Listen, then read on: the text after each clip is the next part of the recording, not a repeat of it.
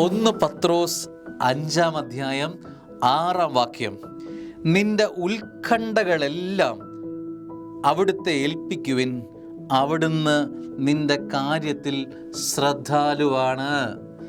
നിന്റെ ഉത്കണ്ഠകളെല്ലാം, നിന്റെ ടെൻഷൻസ് എല്ലാം, നിന്നെ അലട്ടുന്ന വിഷയങ്ങളെല്ലാം, നിന്റെ ഉറക്കം കെടുത്തുന്ന വിഷയങ്ങളെല്ലാം, നിന്റെ സമാധാനം തല്ലിക്കെട്ടുന്ന വിഷയം അതെന്തുമായിക്കൊള്ളട്ടെ, ആ ഉത്കണ്ഠകളെല്ലാം അവിടുത്തെ ഏൽപ്പിക്കുവിൻ. ഈ ഉത്കണ്ഠകൾ നമ്മുടെ ജീവിതത്തിൻ്റെ BP കൂട്ടും.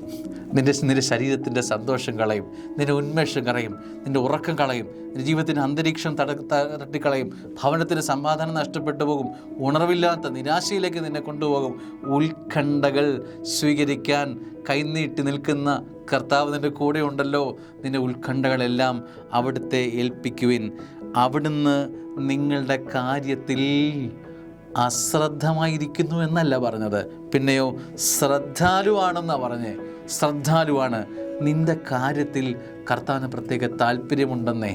ഒരാൾ എപ്പോഴാണ് ശ്രദ്ധിച്ചിരിക്കുന്നത്? എൻ്റെ പ്രിയപ്പെട്ട ഒരാൾ ഒരു കാര്യം പറയുമ്പോൾ ഞാനത് ശ്രദ്ധിച്ചിരിക്കും. ഒരുപക്ഷെ ഞാനുമായി റിലേറ്റഡ് അല്ലെങ്കിൽ ഞാനത് ചെവി കോർക്കണമെന്ന് നിർബന്ധമില്ല. ശ്രദ്ധാലുവായി ദൈവം നിൻ്റെ വിഷമം കേൾക്കാൻ, നിൻ്റെ സങ്കടം കാണാൻ, നിൻ്റെ പരാതി കേൾക്കാൻ, നിൻ്റെ ഹൃദയത്തിൻ്റെ നൊമ്പരം കാണാൻ ശ്രദ്ധാലുവായി ദൈവമുണ്ട്. അടുത്ത് നിൽക്കുന്ന ആളുകൾ പോലും ശ്രദ്ധിക്കണമെന്ന് നിർബന്ധമില്ല. സ്വർഗം ചില കാര്യങ്ങളിൽ ശ്രദ്ധ വച്ചാൽ പരിഹാരമാണ്. അനുഗ്രഹമാവട്ടെ. ആമേൻ.